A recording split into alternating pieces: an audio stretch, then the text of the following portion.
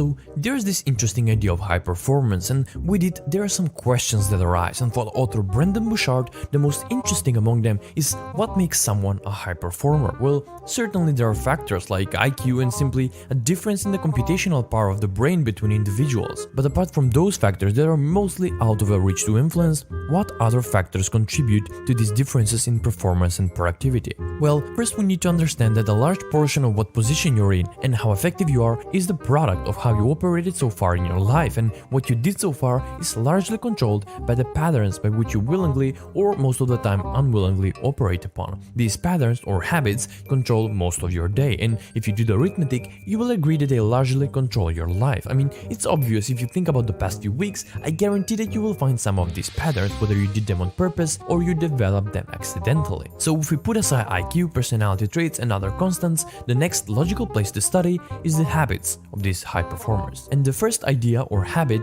is to have clarity, a clearly defined and coherent purpose, some kind of goal, and also the steps needed to reach that particular goal. And really, that is not easy at all. I mean, it's difficult to have a clear picture in your mind of where you want to be, what kind of person you want to become, and what kind of relationships you want to forge. But it's one of the most rewarding habits you can develop, because if you clearly know what you wish for and you believe in it, then you are already halfway there. Ideas will start to pop up and obstacles start to vanish. And you probably associate CEOs with high mental fitness and not so much physical, and that is simply not the case. High performers and CEOs have high physical energy throughout the day. Also, even if you only want to be mentally sharp, as famed psychologist Jordan Peterson said, exercise is one of the best things you can do to prevent your IQ from decreasing as you age, because naturally it starts to decrease once you pass your mid-20s. So to counter this, make sure you exercise on a daily basis. Also, neuroscientists have also found that regular exercise increases the production of new neurons and synapses in the areas of the brain that are related to learning and memory. Exercise also improves mood and lowers cortisol, which in turn reduces stress, all of which adds up to a greatly enhanced performance.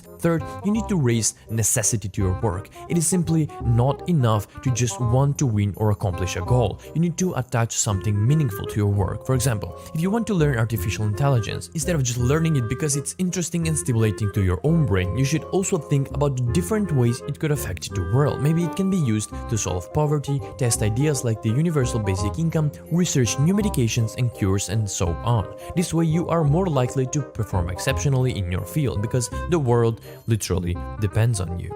Next, it's terrible to always feel busy and run down, yet still not getting enough done. This is a clear sign that there's an imbalance between the energy you're spending and the results you're getting. This brings us to the fourth habit of high performance, increasing productivity, which you can do by learning how to separate the important work from the unimportant. This way, you only spend energy on the tasks that really matter. A useful principle to use here is the Pareto principle, also known as the 80-20 rule, and it says that 80% of results come from only 20% of the work. So your job is to identify and focus on those 20% that will give you the biggest results. It's common for underperformers to pay a lot of attention to small tasks that make them feel productive in the short term but add up to a very little in the long run. And one of the main contenders here is email. This is because the simple act of answering email can give you a reassuring feeling of accomplishment and a little boost of dopamine, even though it is likely distracting you from the real important work.